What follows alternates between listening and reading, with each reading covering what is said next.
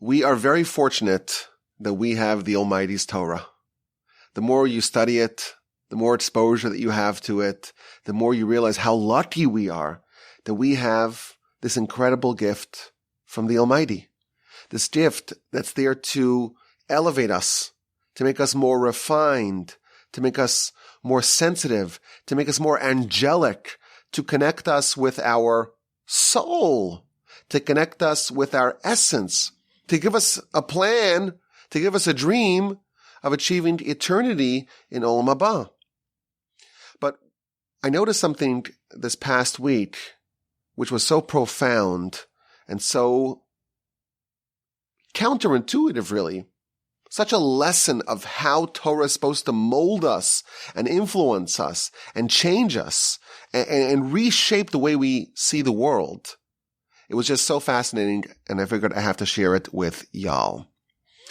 The verse tells us, Dirachea darchei noam. The ways of the Torah are the ways of pleasantness.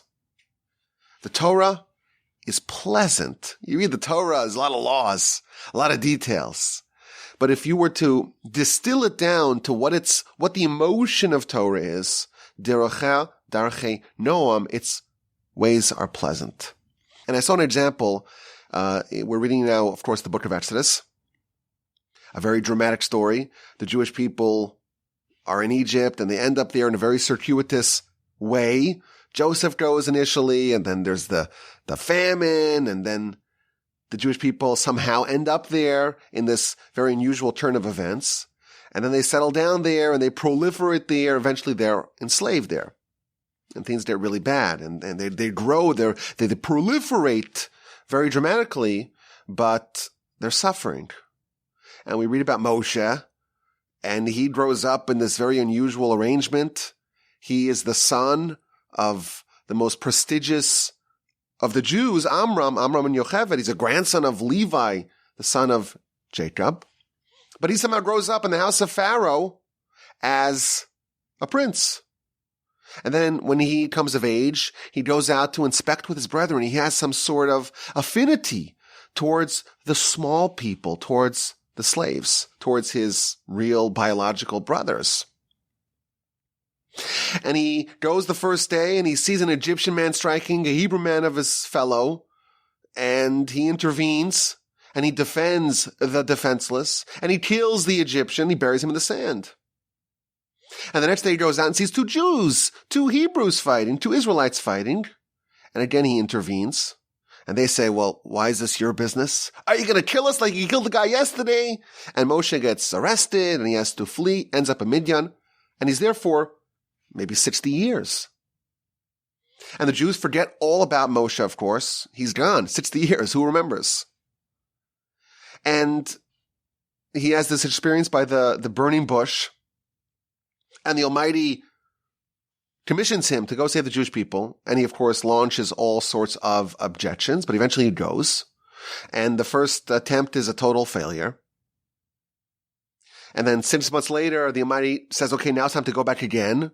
His first attempt did not result in the Jews being saved. Instead, their conditions worsened. The slavery intensified.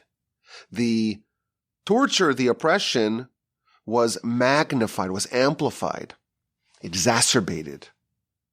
And now Moshe is sent again, and the people are so consumed with work, they can't even listen to him. They can't even hear him. They have such shortness of breath. But what happens? Moshe does miracles, and a series of plagues happen, and Pharaoh gets progressively humbled, and the Jewish people are freed from their bondage, and they get to witness all these miracles that really encapsulate all aspects, all facets of existence.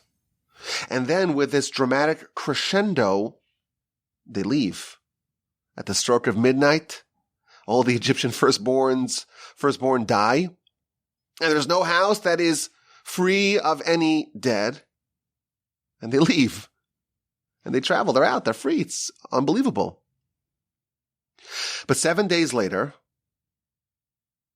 Pharaoh chases down in hot pursuit. And the nation is sure that this is it. Curtains for the Jewish people. It's over. And they tell Moshe, why did you take us out of Egypt? Were there insufficient graves in Egypt? You have to bring us here to die? Look at Egypt on the map. If you look at Google Maps of Egypt, it's one little strip of green following the Nile River, and then there's tons of room to bury as many Jews as you want. You brought us here. We had to have this exultant exodus and this feeling that we're free only to have the Egyptians hunt us down, and now we're going to die over here? People are freaking out. And what's Moshe doing? Moshe's praying. And God says to Moshe, well, why are you praying? Ma titz'ak Eli, why are you praying? Speak to the people, and it's time to go. Where to go? Your backs are up against the water, and you're surrounded by this very well-armed and experienced army. Where to go? Go into the water. And we know the story. They go into the water, and the water's split, and one of the most dramatic events in all of human history happen. There are walls of water on either side. The Egyptians follow. They are washed away, and the nation forever says goodbye, departs from their Egyptian overlords. And then they sing. They launch into spontaneous song, and the story continues. But it's an incredible thing. Jewish people are in a very precarious predicament. They're surrounded by an army, armed to the teeth, 600 chariots. Bats are up against the water.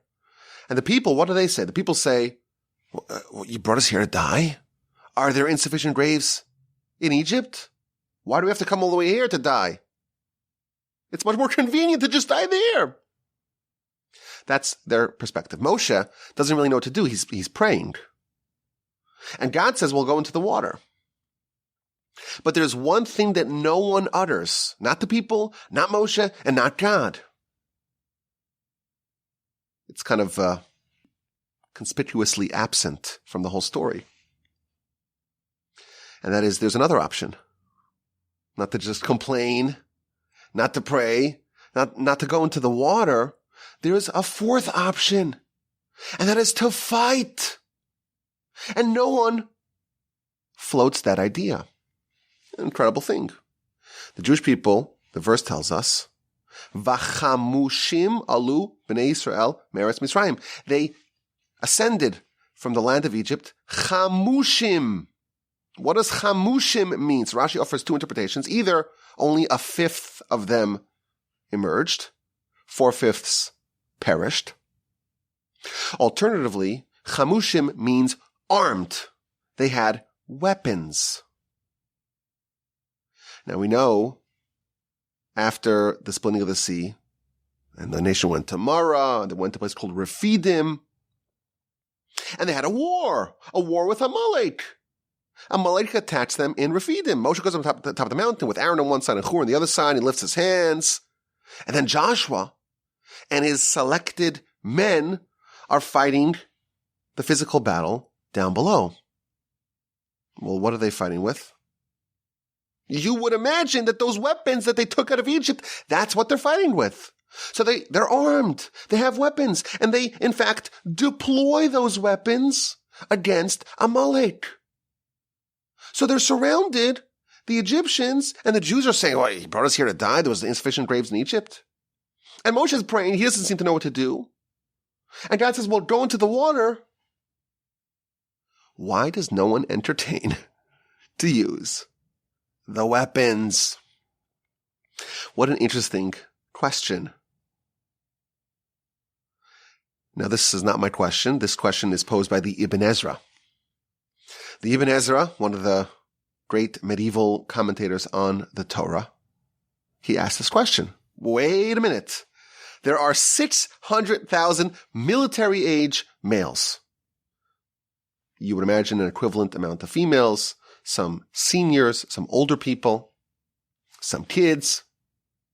But even if you just deal with the military-age male from the age of 20 to 60, that's a lot of potential soldiers. And they have weapons.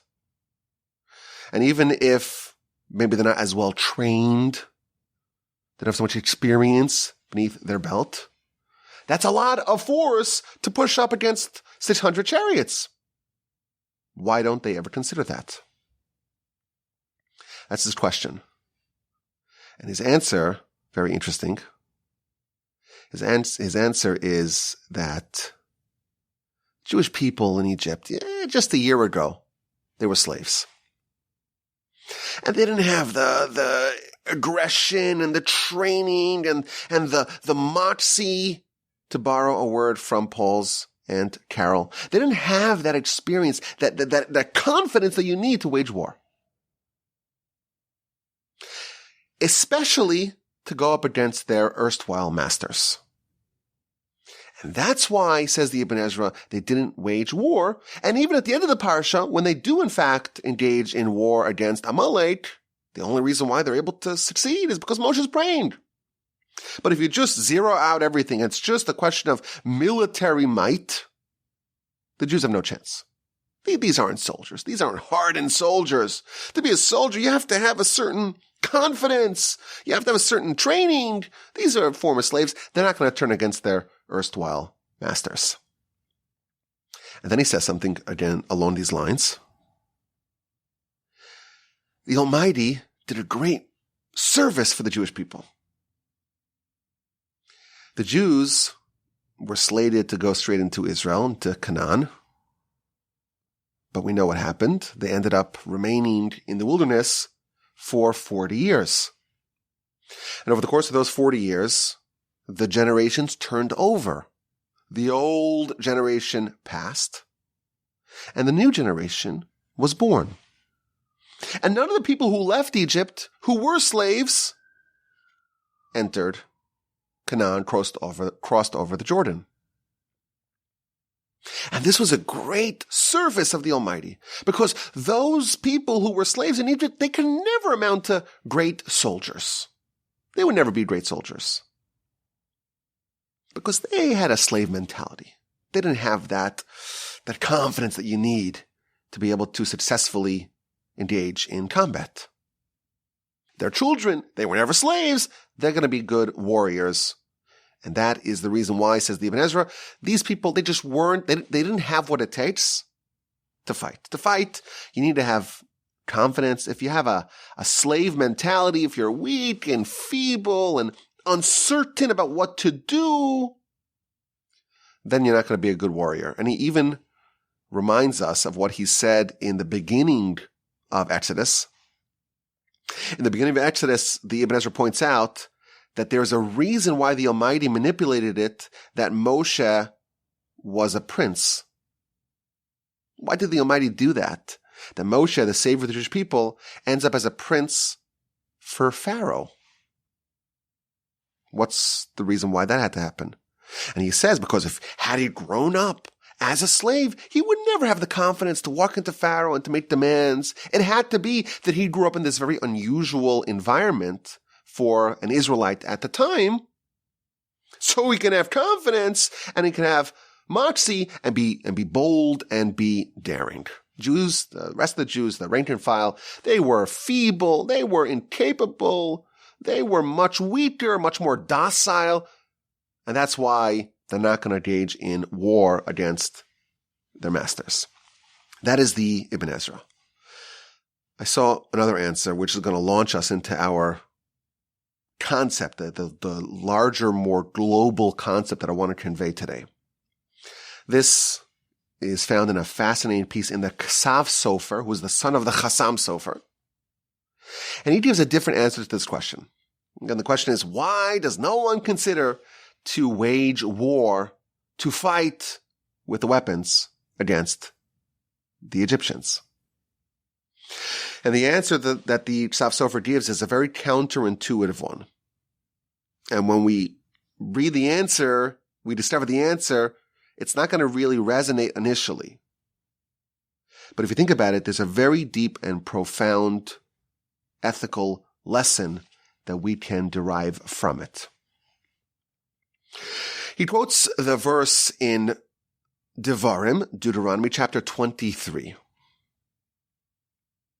The verse says that we are not allowed to disdain or hate or abhor an Egyptian. There is a prohibition for us to discriminate against Egyptians. Now, Egyptians, they're our enemies. They held us hostage. They enslaved us. We cannot discriminate against them. Why, says the verse? Tider hayisa be'artzo. Because you were a foreigner in his land. The Jews spent some time in Egypt, and as a result of that, we're not allowed to mistreat the Egyptian or to hate them or to abhor them or to disdain them. And Rashi asks the question, we were in their land against our will. We were in their land and we were grossly mistreated. And what did they do to the Jewish babies? They took the Jewish babies and they threw them into the water, into the Nile. And we read in Exodus, especially with Rashi's commentary, just the terrible, egregious, unconscionable things that the Egyptians did to their Jewish slaves. The Midrash tells us that when Pharaoh was ill, he would slaughter hundreds of Jewish babies every single day to bathe in their blood. This is demented stuff, genocidal stuff. And when a Jew would not fulfill their daily quota of bricks to build, they take a Jewish baby and supplant it for a brick. This is demonic behavior by the Egyptians. Nevertheless, we were recipients of their hospitality. When we needed something, we were hungry, there was a famine, where did we go? We went to Egypt and we found some degree of refuge there.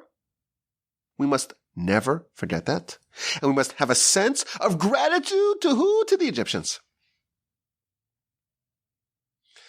He quotes the Talmud. The Talmud says, if you drink water from a well, you must never cast a stone into said well. And therefore, the Jewish people, we must have gratitude to the Egyptians. We must appreciate their hospitality. When we were in dire straits, they accepted us. They welcomed us. Now, of course, later on, they mistreated us very severely, but they welcomed us. And therefore, we're morally, from the Torah's perspective, we're prohibited from turning our weapons against them. Incredible, incredible idea. And that's why we did have the weapons. And we're not going with the Ibn Ezra who says that we were feeble and incapable and too docile and feeble. Too weak, too not confident, too incapable. No, we were very capable, let's assume. But we are prohibited from doing anything negative towards the Egyptians, and therefore the right thing for us to do was to not turn our weapons against them. Incredible idea, but let's just put a little pin in that because he goes a little further. Now this is a little bit of a piece you got to follow. It's a little bit, there's a few moving parts here, so listen carefully. The sea split. Sea split. Jews walked amidst walls of water. They walked on the dry path. That's what happened. That was the resolution of this standoff. Now, we always define what happened to the water as the sea split. Kriyas Yamsuf. The waters tore apart and they split. In Psalms, there's a different description, different verb that is associated with what happened. Hayam, the sea, Ra'ah, saw, the sea saw, Vayanas, and it fled. The way Psalms describes what happened, the sea saw, the sea of reeds saw something, and it fled, it ran away. And some of the water ran in this direction and some ran in the other direction, and there was a walkable path between those walls of water. The sea saw and it fled. Now, what did the sea with an A see with an E? What did the sea see that made it flee? This sounds like a Dr. Seuss. What did the sea see that made it flee? Says the Midrash, something incredible. What did it see? It saw the bones of Joseph. It saw the bones of Joseph. We know Moshe went and he got the bones of Joseph. And he took it with him. And when the sea saw the bones of Joseph, it fled. Now, why did the sea flee? It fled because of Joseph. Joseph, when he was propositioned by his master's wife, by Mrs. Potiphar, and she divested him of his garments, what did he do? Vayanas, and he fled. Vayetze achutza, and he went outside. In the merit of Joseph fleeing from his master's wife, the sea fled from the Jews who were carrying the bones of Joseph. Hayam ra'av vayanas, the sea saw and fled. What did it see? It saw the bones of Joseph. Why? Because vayanas, because Joseph fled. Vayetze achutza, and he went outside. So this a very nice idea the Midrash is telling us, that the merit of Joseph, that is what earned us the right to be able to walk amidst the walls of water. But it goes even deeper. This is why I told you to listen carefully. The sea saw and fled. It saw the bones of Joseph and it fled. And it saw specifically the fact that Joseph fled when his master's wife grabbed his garments and disrobed him. He fled outside. And what happened then? He looked supremely guilty. Why did he flee outside? Isn't there a better solution? This is the Ramban's question. Wait a minute. Genesis chapter 38. Joseph is working for Potiphar and his master's wife, Mrs. Potiphar. She really wants to be with Joseph, and Joseph knows it's inappropriate. And she is seducing him in all manners of seduction, and he is resisting. And then one day she pulls off his garments, and she has his garments. And what does Joseph do? He runs outside. He is, quite literally, now exposed. Why does he do that? Isn't there a better solution? Joseph is a man. Joseph is the son of Jacob. We know that this family was very physically gifted. His master's wife, God bless her, she's not going to overpower Joseph.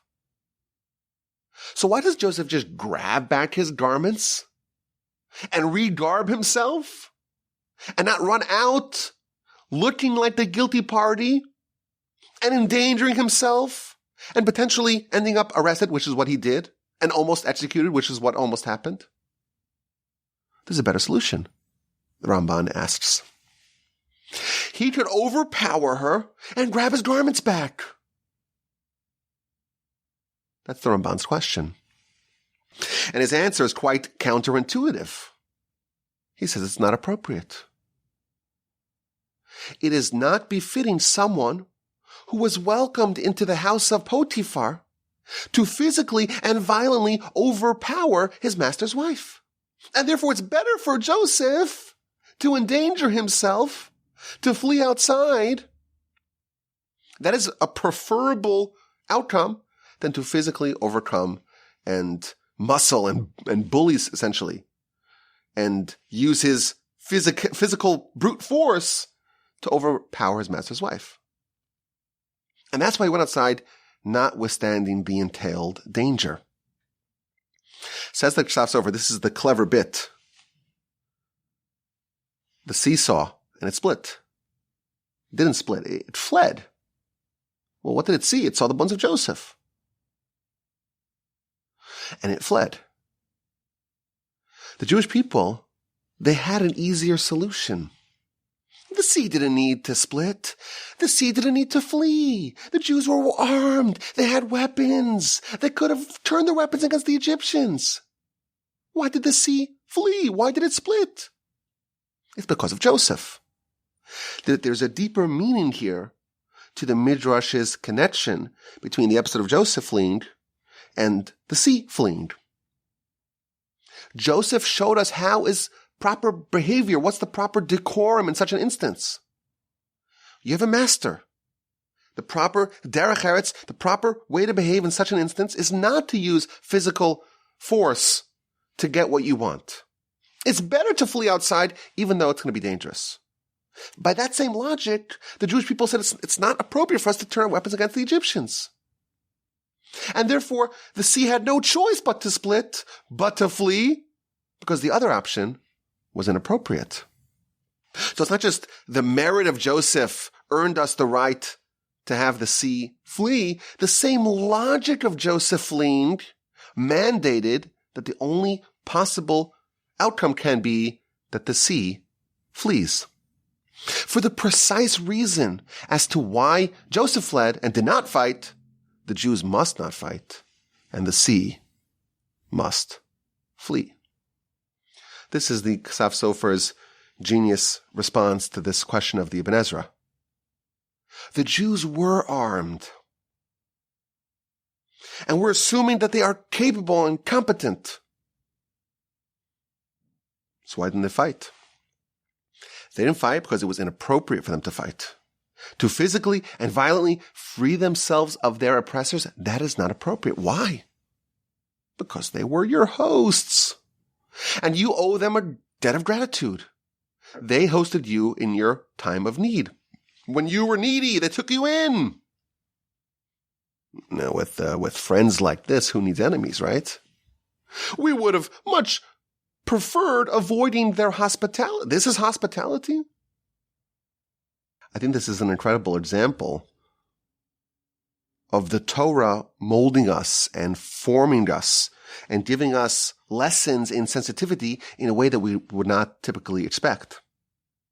We're told that we must show eternal appreciation and gratitude to the Egyptians. Why? Because we were visitors, foreigners in their land, and we're never allowed to discriminate against them.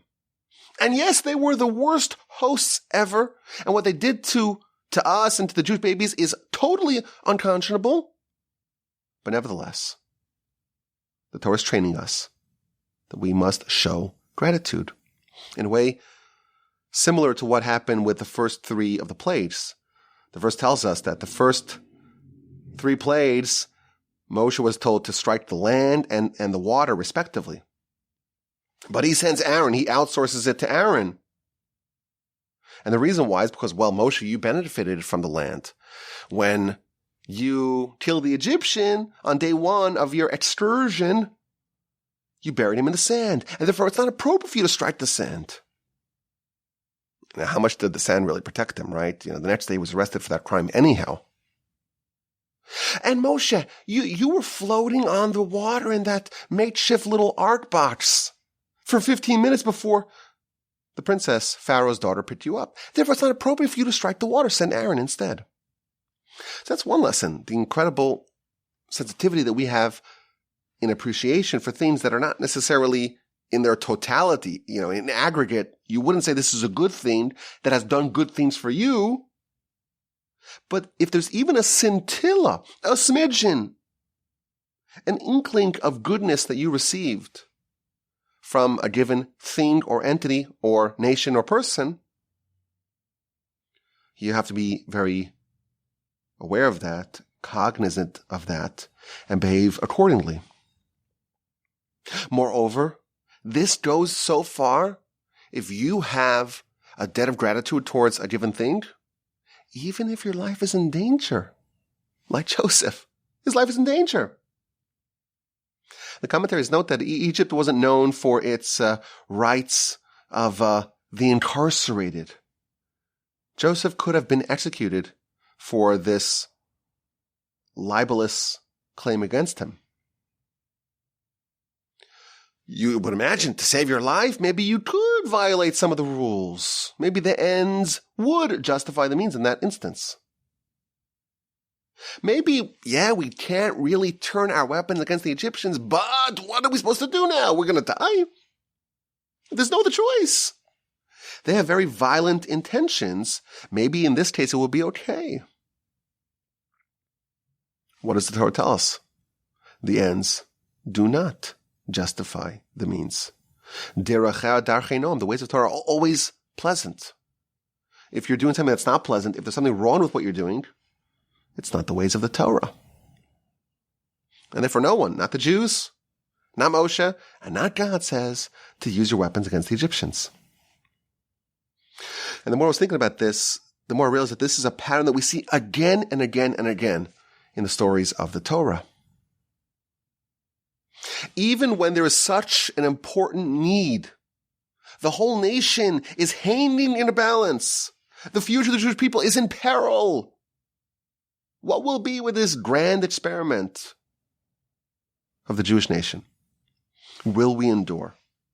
Even in instances like that, the ends do not justify the means. You recall at the beginning of Exodus, Moshe as the shepherd working for Jethro in Midian. He's been there for decades. And God appears to him in the burning bush, chapter 3 of Exodus. And God instructs Moshe, go save the Jewish people. And Moshe goes, right? Well, yes, but a lot of things happen between Moshe being instructed by God, commissioned by God, when this idea was first proposed by God, until Moshe actually went. The whole chapter 3 and much of chapter 4 happened in the interim. Why? Because Moshe says, well, I'm not worthy. Pharaoh won't believe me. What name of God should I say? The Jews won't believe me. I have a speech impediment. I'm not worthy. The Jews are not worthy. Moshe launches objection after objection, resisting this mission. And finally, he tells God, send someone else. Who is he referring to? Send Aaron. Moshe has an older brother. And what's going to be when Moshe prances into Egypt? I'm here to save the Jewish people. Aaron is the older brother. He's going to feel a little miffed. And therefore Moshe says, well, send Aaron instead. And Rashi tells us that all the objections were all excuses.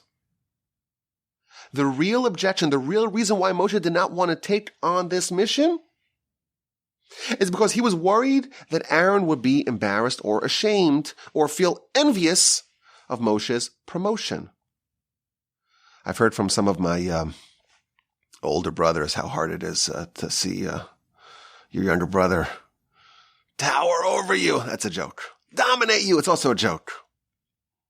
But it's tough. It's tough. Your younger brother, the one that used to bully and used to change their diapers and feed them, and suddenly they're eclipsing you. They're leapfrogging you. You're Aaron. You've been in Egypt the whole time. Moshe shows up and suddenly he's the boss. He's in charge.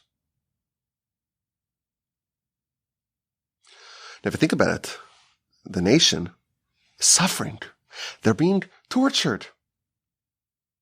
They're experiencing tremendous pain. And God says, it's time to save them.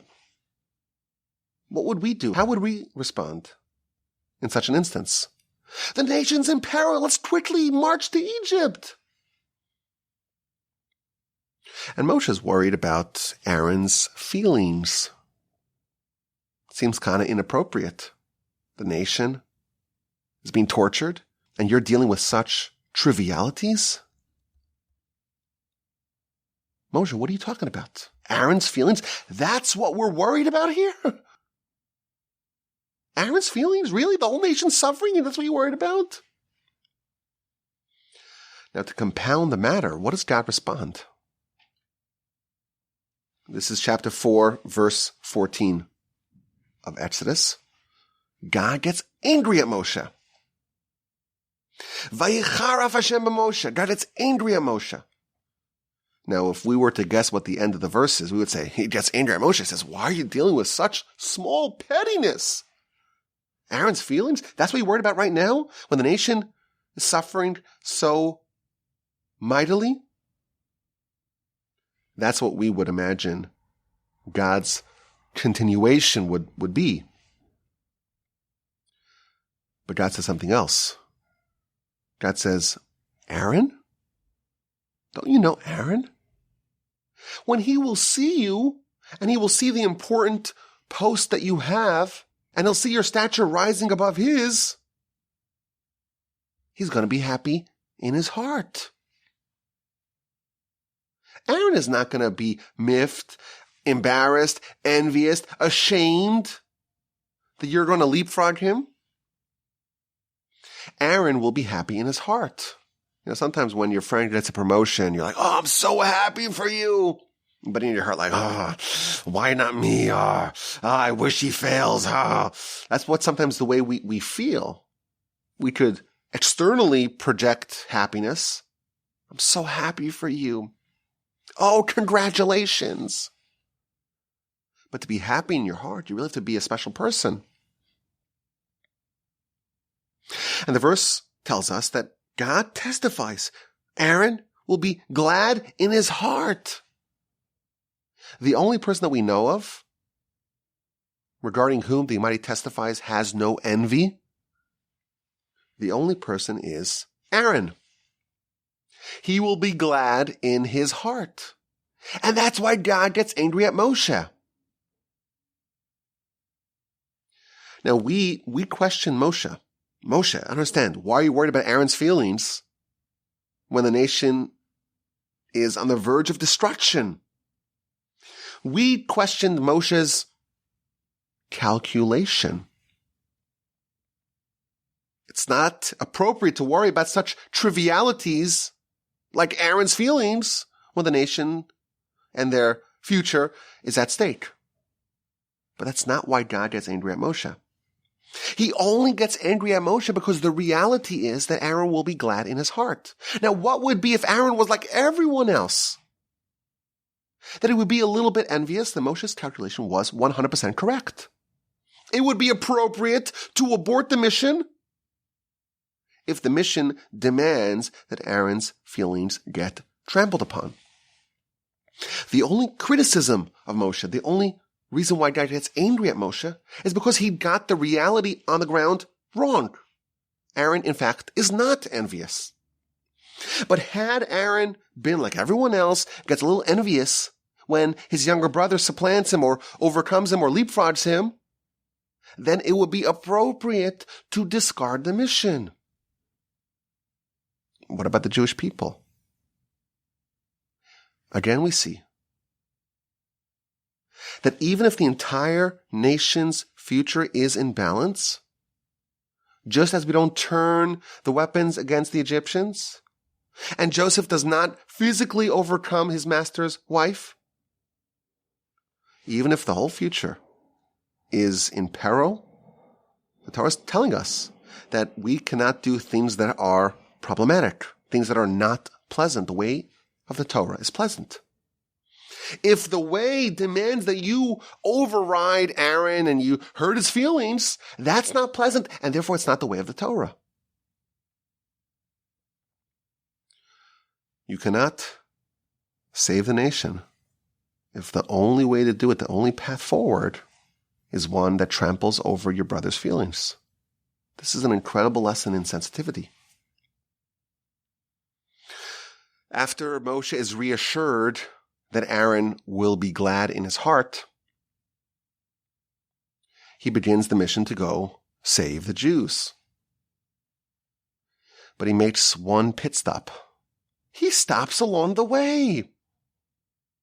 Where does he stop? Chapter 4, verse 18. He goes to Jethro.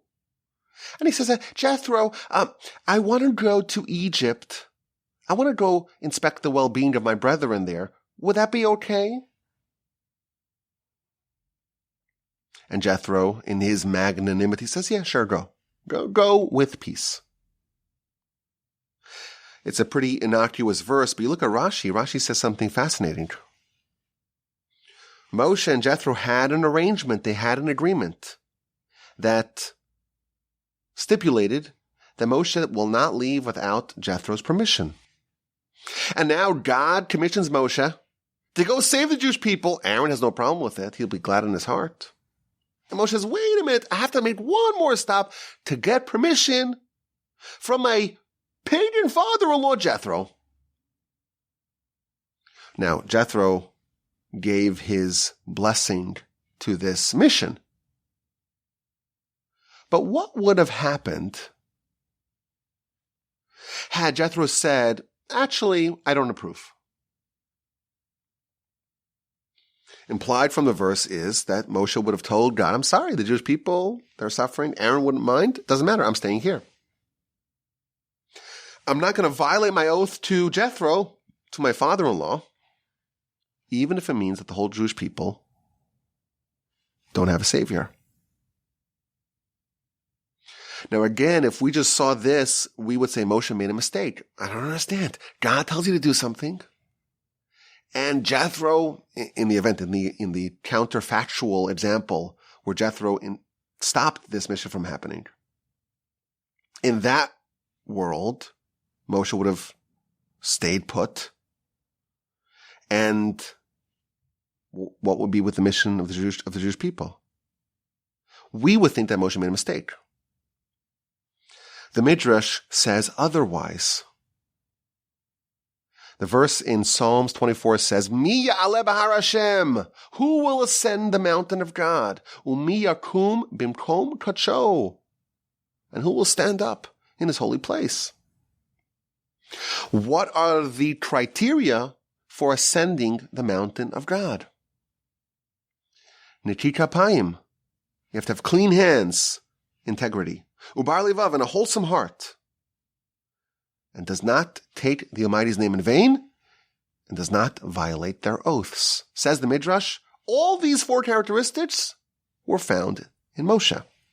And that's why Moshe was able to ascend the mountain of God and receive the Torah. And it gives examples to all these four themes. Moshe did not violate his oath when he went down to Egypt.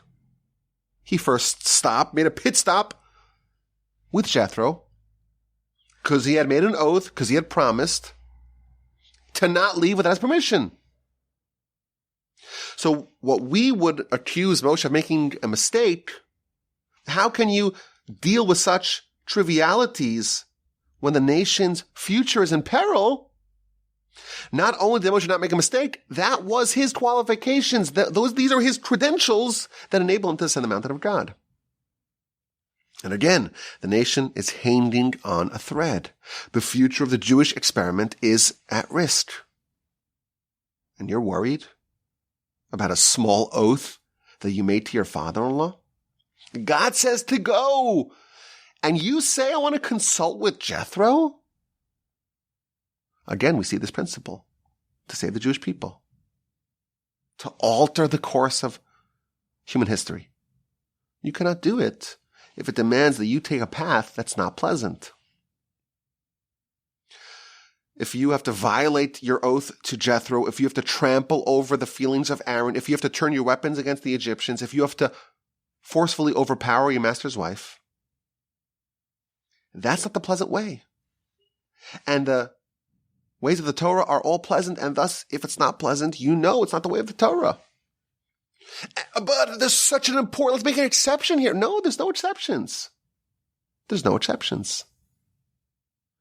It's never appropriate. It's an incredible idea. It's never appropriate for us to violate the ways of the Torah, the ways of pleasantness.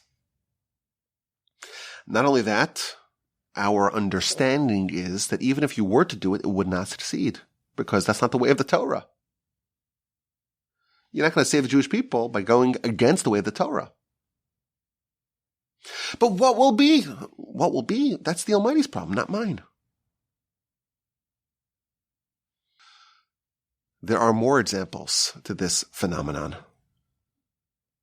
In chapter 27 of Genesis, the Jewish people were again at risk. Isaac was old, and he had a preference for Esav.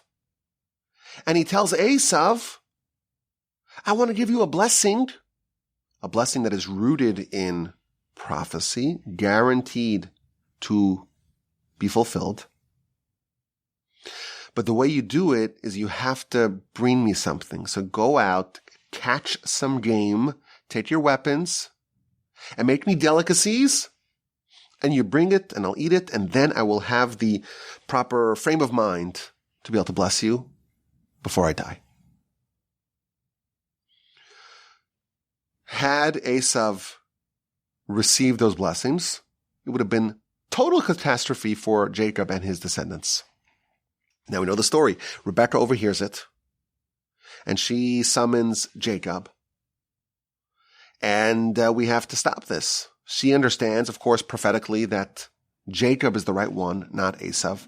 Jacob is going to be the one who's going to be the standard bearer, the torch bearer of the Abrahamic mission. And she tells him, we're going to do the heist of the century. Nay, the heist of the millennium. You're going to masquerade as Esav. You're going to impersonate Esav. Your dad, of course, you remember, is blind. And I'm going to make the special delicacies, and you're going to say, I'm Esav, here are the delicacies, and you're going to receive those blessings. It's a crazy plan, but it works. Now, in verse 9 of chapter 27, there is a nuance that, of course, we would read the verse and we would miss it 100 times out of 100. But Rashi misses no nuances. Rebekah tells Jacob, go to the sheep, go to the flock, and take for me 2 goats. 2 goats. And I'll make the delicacies the way your father likes it. So Rashi notices there's a very small word, the word li, meaning for me. It seems to be a bit superfluous in the verse. The verse could have said, well, go to the flock and take 2 goats. That's not what it says. Go to the flock and take for me, li, for me, 2 goats. Why does this word appear in the verse? So Rashi tells us, li, for me, it is mine. It's not your father's, it's mine. Because when Isaac and Rebekah married, part of the terms of their matrimonial agreement was that every day Rebekah has the rights to 2 goats. And therefore, we're not stealing. Again, implied from this, what would have happened in the counterfactual world where Rebekah was not deserving of those animals by right? If you had to steal just a little bit to have the path paved for the future of the Jewish nation. It's just a small, you're stealing from your husband after all. It's not like the worst kind of theft in the world. But evidently, this whole heist would not be possible if the only way to do it, if the only path to get there is one that demands a little bit of chicanery. And again, this, you have to recall, this is a blessing that is done via prophecy. And it's guaranteed to be fulfilled.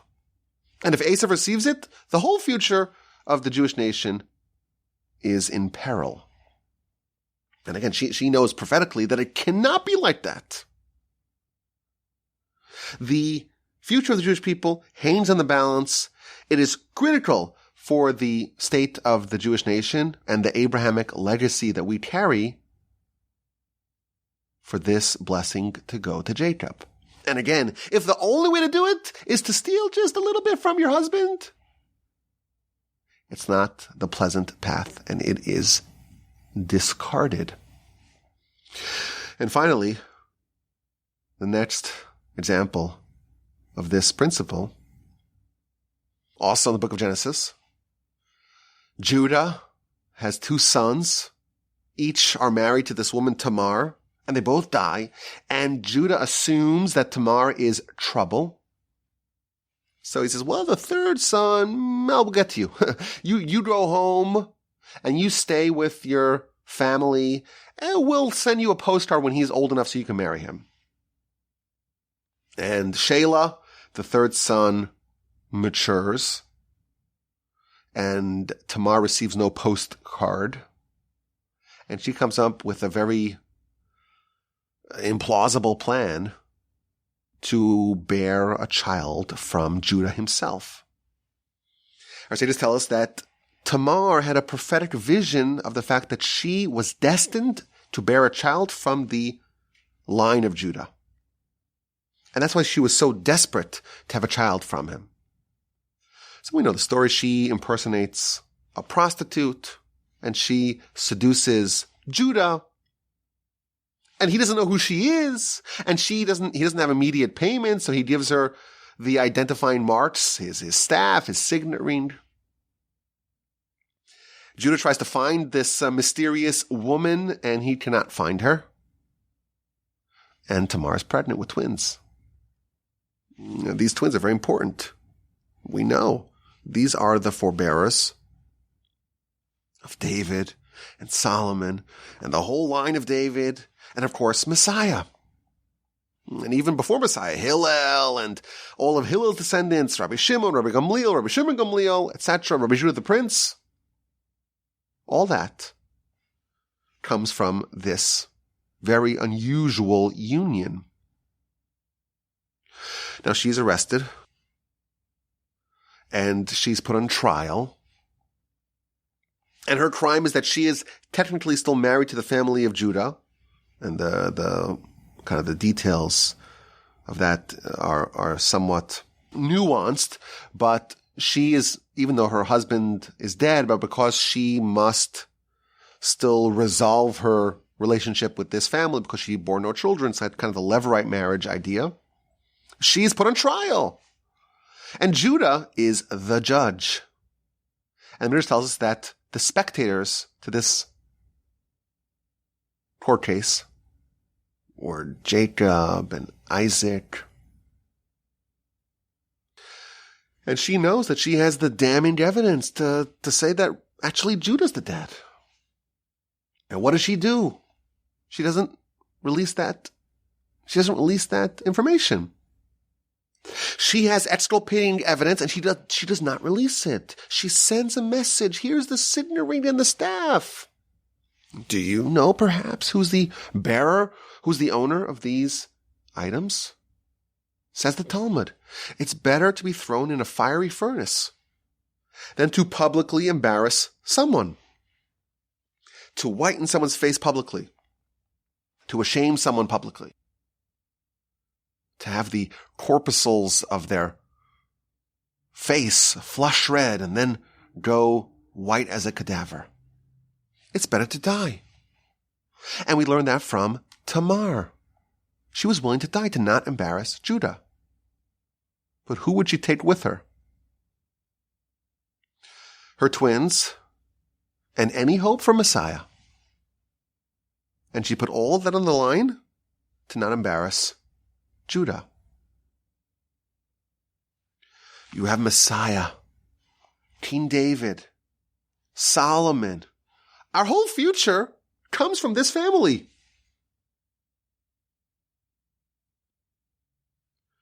It's implied that she knew that as well. Nevertheless, she's not going to take a path that's not pleasant to achieve those ends.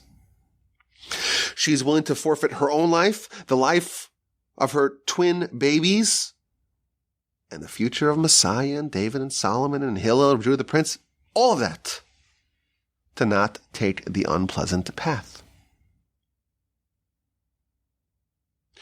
Again, we see this principle. You want to accomplish great things.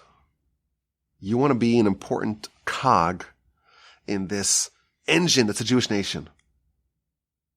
You want to save the nation. The nation's in danger. Why they're in danger? Either because of Jacob losing out on the blessings to Esav, Tamar losing her life and her children and her future, Moshe, I'm not going to come save the Jewish people because of Aaron, trampling over Aaron, because of the oath that I made to Jethro, Joseph forfeiting everything to not do something which is inappropriate, which is insensitive, which is not the right thing to do to your master's wife. The Jewish people back up against the wall after the Exodus, on our way to Sinai, on our way to Canaan, finally fulfilling the dream that's been hundreds of years in the making. None of them are willing to do something which we would think is relatively trivial. They don't do that, not to save their lives, not to save the nation, not to save Messiah, none of that.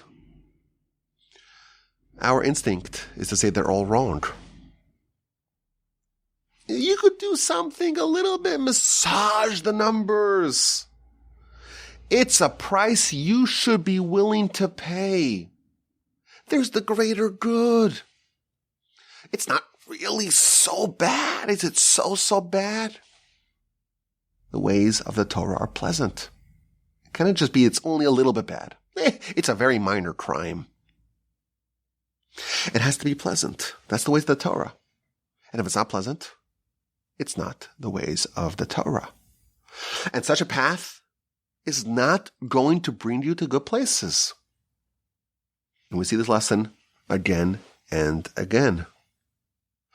We would make that calculation. Moshe says that we're wrong, and God agrees with him. We would think, well, Aaron, to trample over him a little bit, that's a price you'd be willing to pay. To violate your oath with Jethro, after all, Jethro, my goodness, he's not really such a hero. He's not even one of us, and he was a minister, a priest for the pagans. He really did a lot of pagan stuff. Maybe someone like that, we could make an exception. The Egyptians, what they do to our people, terrible things. Maybe it's okay if we don't treat them with such reverence. All this is incorrect. God agrees with Moshe, and the Torah shows us again and again, it's not worth it. You cannot embarrass Aaron. You cannot violate the terms of your deal with Jethro. You cannot publicly shame Judah to exculpate yourself. Stealing a few animals from Isaac. Isaac, my goodness, he's my husband. You cannot do that, even if the future of the nation and thereby the grand mission of Abraham is in peril. You cannot overpower Mrs. Potiphar, even if it means that you will likely be executed. You cannot turn your weapons against the nation that you must have some degree of gratitude towards. My grandfather, a blessed memory, used to say that we have a tradition. We have a tradition. If you can bring about the salvation of the entire nation, and there's only one slight inappropriate thing that you need to do to get there, it only tramples over one person. It's only slight, 99% pleasant, proper, appropriate. It's only 1% corrupt. But you have the ability to flick a switch, one click, and you can usher in Messiah. You can usher in world peace. Just one person needs to be ashamed. Just one sensitivity needs to be ignored. Our tradition is that we do not do it.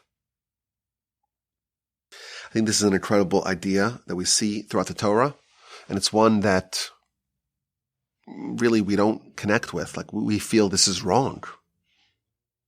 And I think the reason why we feel like it's wrong, it's really rooted in our lack of 100% faith. We believe that the Almighty is really in charge. Erroneously, we have the sense that we have a say in the matter. But the truth is The Almighty is 100% in charge. And we are required to act, but only in a very small band, so to speak, of circumstances. Only when it's completely conforming to the pleasant ways of the Torah. We know that the Almighty can do whatever He wants. So the state of the world the way it is, it's the Almighty's decision. And when we succeed and we manipulate, we move the needle forward, it's not really us. The Almighty, in His benevolence, in His kindness, He says, I'm going to outsource some of my agenda to you. But when this entails us trampling over others and doing things that are against the will of the Almighty, then we do nothing. Not because the ends will not be reached, but because in such an instance, we know that the Almighty does not want us to behave, to act, to take charge, and to take that faulty path. And what will be with the result? The Almighty has His ways. He will ensure that the result will be achieved. The Jewish people, if you think about their state, when they're surrounded by the Egyptians, they are convinced that they will all die then and there. Are there insufficient graves in Egypt? You got to bring us here to die? And they don't turn their weapons against the Egyptians. But what happens? The nation does not die. And something that none of us could have even foreseen, the Almighty says, I'm going to step in, and the sea will split, the sea will flee. The Almighty is completely competent. He doesn't need us at all. And when things are wrong, and when it's inappropriate for us to act, we stay on the sidelines.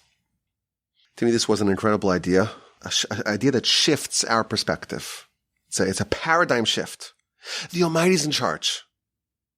And when we effectuate change, it's not really us that are doing it. The Almighty is allowing us to do something that He wants to get done.